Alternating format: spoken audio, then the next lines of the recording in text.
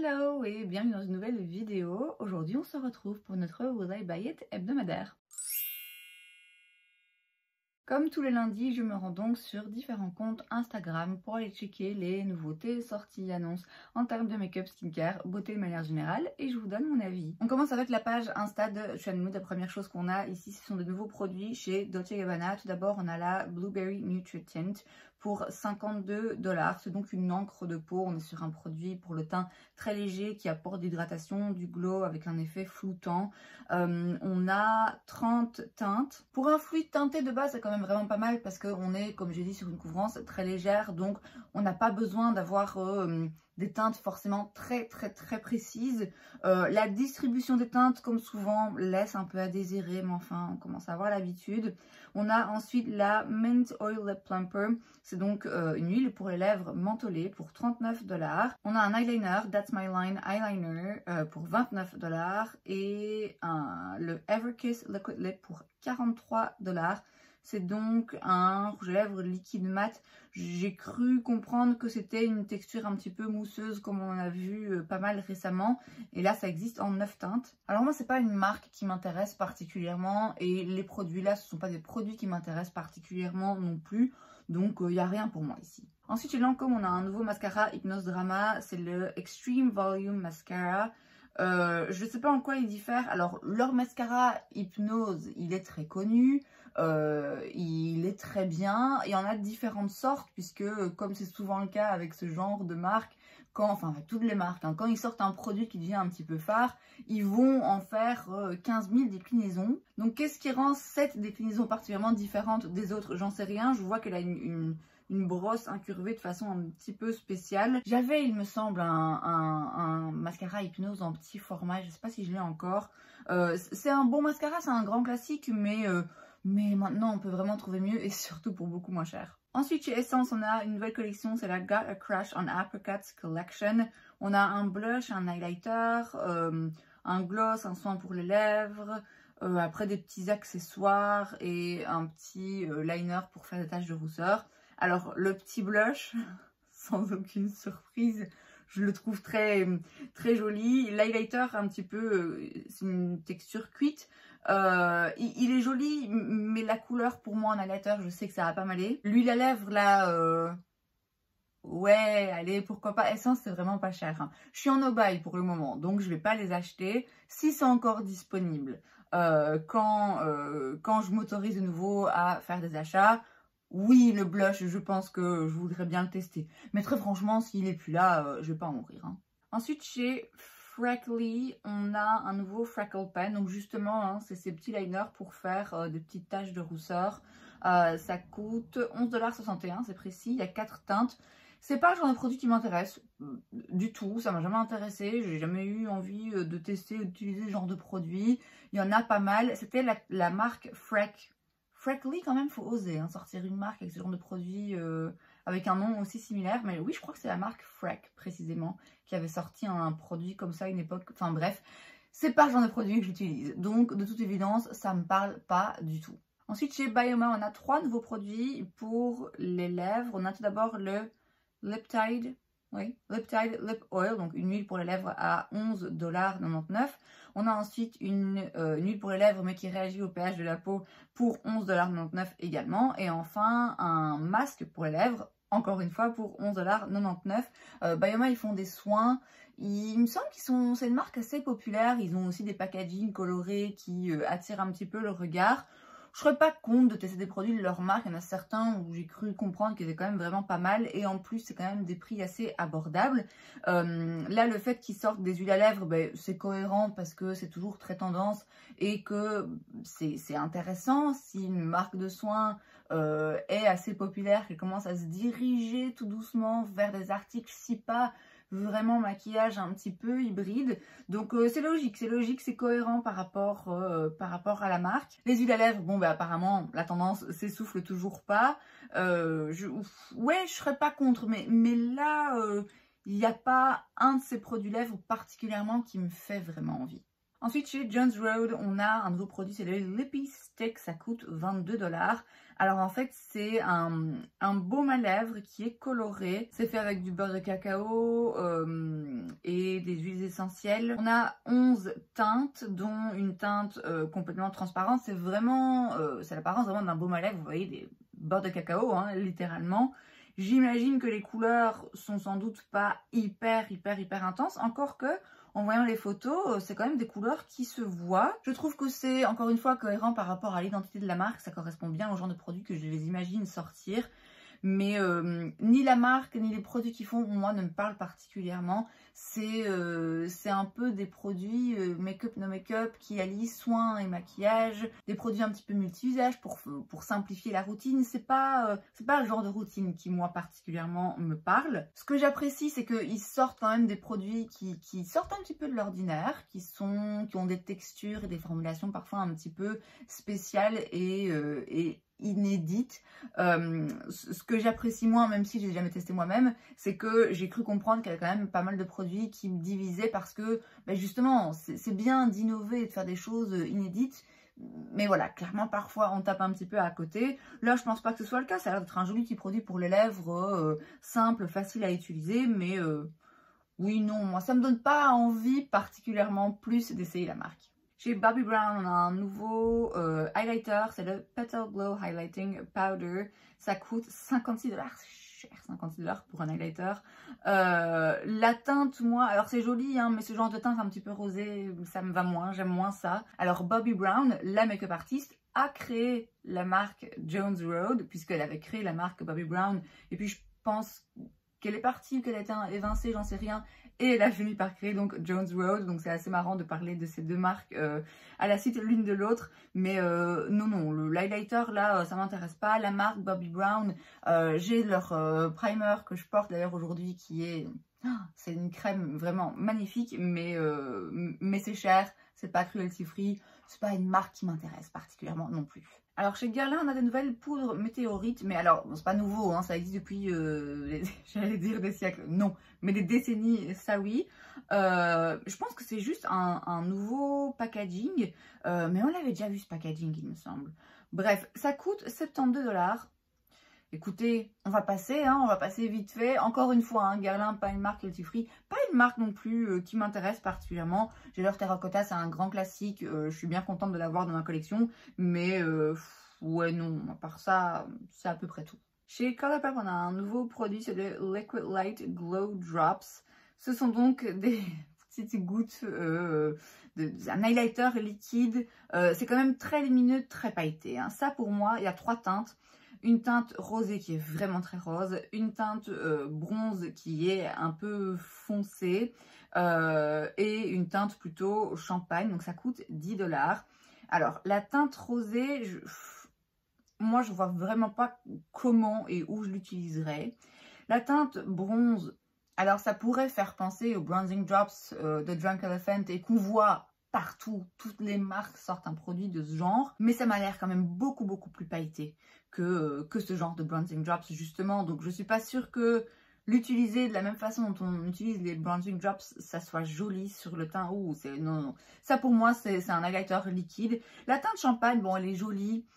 Bon, les highlighters liquides c'est compliqué, je trouve, de trouver quelque chose de bien, à part Charlotte Tilbury, mais du coup c'est pas 10 $, hein, clairement. Je suis un peu curieuse, mais pas assez curieuse que pour passer commande sur Colourpop. Ah bah justement, on en parlait des Bronzing Drops. Forcément, si on parle de marques qui dupent les produits des autres, on pense à Elf. Je trouve ça un peu dommage parce qu'à une époque, Elf sortait leurs propres produits. Alors, on s'inspire toujours, hein, ça c'est sûr et certain. Je pense pas qu'une marque de make-up puisse aujourd'hui sortir un produit sans que ça fasse d'une façon ou d'une autre penser au produit d'une autre marque. Mais maintenant, Elf, quand même, c'est l'identité de leur marque. Et je trouve ça un peu dommage, personnellement, de baser son identité sur « je vais faire ce que les autres font à moindre coût ». Alors, c'est intéressant, hein, c'est intéressant et ça marche de toute évidence. Mais bref, ils sortent leur Bronzing Drops. On a 3 teintes, c'est plutôt des sous-tons un petit peu différents hein, parce que les teintes ne changent pas beaucoup en termes d'intensité. On a Rose Gold, Pure Gold et Copper Gold. Donc on en a une qui est un petit peu plus dorée, l'autre plus bronze et une un petit peu plus rosée, plus froide. Mais c'est assez similaire. C'est juste des petits sous-tons différents. Ça c'est malin, je dois avouer. Ça coûte 12 $, donc c'est effectivement beaucoup moins cher que les Bronzing Drops de chez Drunk Elephant. Je vous ai dit, hein, moi c'est pas le genre de produit qui me parle, pas du tout. J'ai l'impression que soit on le met en dessous de quelque chose ou on le mélange et ça fait que l'utilité est quand même assez limitée finalement. Soit on en utilise plus mais alors ça fait des taches. Enfin, je sais pas, hein, je l'ai jamais testé. Je suis forcément un peu curieuse parce qu'on le voit partout et que, je l'ai dit déjà la semaine dernière, il me semble, je suis influençable. Donc clairement, je suis influençable et curieuse. Ça me donne un petit peu envie de tester ce genre de produit, mais franchement, je ne sais pas si même 10 €, j'aurais envie de dépenser pour 12 €, pardon, 12 $. Je ne sais pas si même ça, j'aurais envie de les dépenser juste pour tester un produit qui, je pars d'avance en me disant, ça va pas, non, c'est pas le genre de produit que j'ai forcément envie d'utiliser et d'intégrer à ma routine. Ensuite, chez Laneige, on a 2 nouveaux goûts pour leur baume à lèvres, mais en version gloss en tube. On a Blueberry et Mango, donc myrtille et mangue. J'avais moi leur produit à lèvres comme ça en tube dans la version fruits rouges, la classique.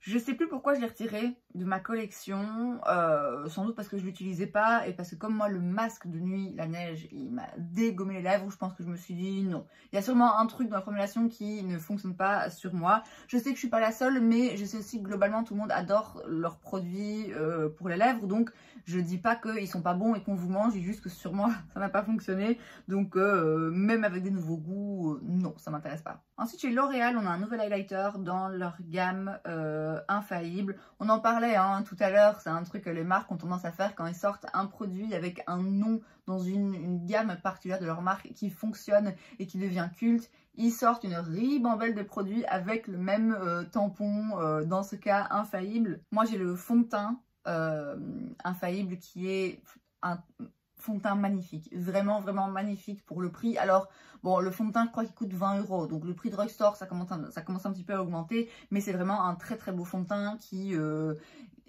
est aussi bien, si pas mieux que certains fonds de teint qui coûtent 60 $, donc vraiment vraiment un beau produit. Donc je comprends qu'ils élargissent leur gamme. Pareil, le fond de teint poudre est vraiment très bien.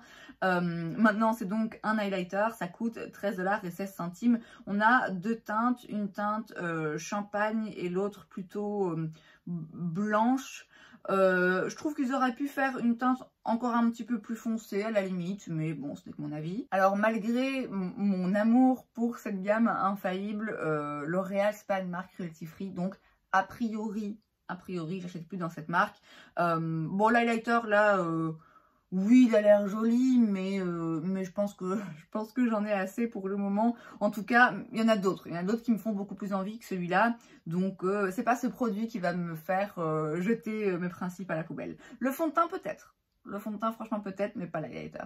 Ensuite, chez Melt Cosmetics, on a la Smoke Sessions 2 Collection. On a donc une palette pour 48 $, un mascara pour 24 $, des eyeliners en gel pour 22 $ et aussi des Metal Eyes pour 26 $. Donc j'imagine que ouais, c'est des fards à paupières. Waouh! C'est des fards à paupières crémeux, métalliques, mais ouf, c'est intense. Il y en a un bleu et un rose fuchsia là, enfin magenta peut-être plutôt. Magnifique, vraiment très très beau. Après ces couleurs, je sais que je vais pas les utiliser, mais c'est très très très beau, très joli vraiment. Donc pour la palette, on est clairement sur une harmonie de couleurs mauve.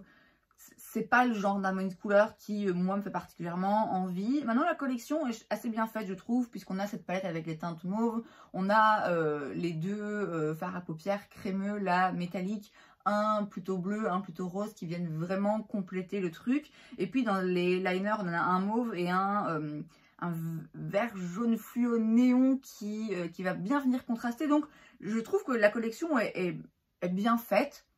Maintenant, voilà, moi c'est pas le genre d'harmonie de couleur qui me parle particulièrement, donc non, ce sera sans moi. Ensuite, chez Sephora, on a un nouveau produit.